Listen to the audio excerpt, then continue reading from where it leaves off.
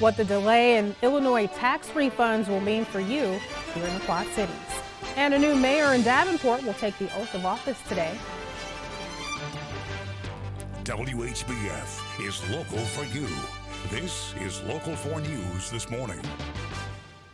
Good morning and thanks for watching Local 4 News this morning. I'm Emily Scarlett. Chris will be on later tonight. New Davenport Mayor Frank Klipsch will be officially sworn into office during tonight's Committee of the Whole meeting. Klipsch won the race for mayor back in November, beating out incumbent Bill Gluba. Shortly after that election, Klipsch said he intends to be a different leader than his predecessor and that he'll bring a new point of view to the mayor's office. He also wants to see Davenport follow a path guided by the public. Klipsch will take the oath of office along with new aldermen at tonight's Committee of the Whole meeting. That starts at 5:30. Police are still investigating a deadly crash that led to a house fire in Bureau County. First responders were called to the fire in Princeton, Illinois around 9 o'clock Monday night. Once the fire was out, firefighters discovered a body inside the vehicle that crashed. No one else was inside the residence at the time. The identity of the victim inside the car is still under investigation. An update to a story we first brought you Monday. Local 4 News has learned the driver that slammed into a Davenport convenience store suffered a medical condition. It happened Monday afternoon along Brady Street near 31st. No one inside was hurt, but the driver has been hospitalized. The store is now back open for business. Illinois law enforcement will be handing out a new type of receipt this year. It's called a stop card that'll help track who police are stopping. Even if there's no citation or charge, the driver or pedestrian will still get a receipt. The receipts will be filled or filed with the police department and will include the name of the person stopped and why, as well as the officer's name and badge number. It does allow us more data to track now.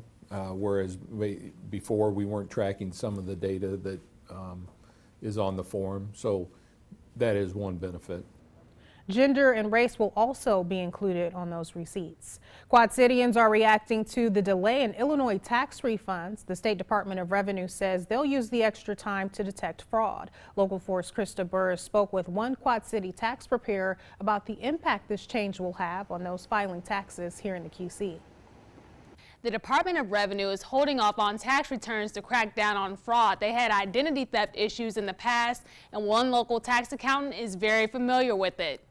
I've still have one out there I'm working on that hasn't got their 2014 return because of identity theft. Stanley Moore is an accountant with Tomlinson and Associates. He says 5 of his clients dealt with tax fraud this time last year, and it's not an easy problem to fix. They always say identity theft case at the minimum takes about 180 some days to go through all the paperwork and get it all solved. The Department of Revenue wants to prevent this from happening by delaying refunds a few weeks, giving them extra time to check for fraud. Anyone who files before March 1st will see their returns 2 to 3 weeks after that date. The Illinois Department of Revenue spokesperson says it's a widespread issue. Tax refund fraud has actually become a national situation. The Department of Revenue, the IRS, is certainly dealing with it, and as are departments of revenue around the country. Moore admits that some people may be frustrated by delayed refunds. It will hurt them because they'll go someplace else and stuff, try to get loans, like these quick loans and stuff. But he thinks it's really what's best for tax filers. I think it's a good thing because people, when the way some people just the black market obtains things of Social Security numbers, hopefully have a lot of safeguards out there, but we still have a lot of people that get a hold of your identity. The Department of Revenue spokesperson recommends filing your tax returns earlier in the tax season to avoid scammers and setting it up through direct deposit. Krista Burris, Local 4 News. Thank you, Krista. The Powerball Jackpot has gone up even more. The estimated winning amount is now $450 million or $275 million cash option. The giant prize is the 4th largest in the game's history, and it's now 6th on the list of largest lottery prizes ever offered in North America. But Iowa lottery experts say it's important to keep track if you're part of an office pool. Definitely keep careful track of who put money in and who didn't, especially if you're buying tickets regularly, so that there wouldn't ever be a question of whether or not somebody was in that week or not.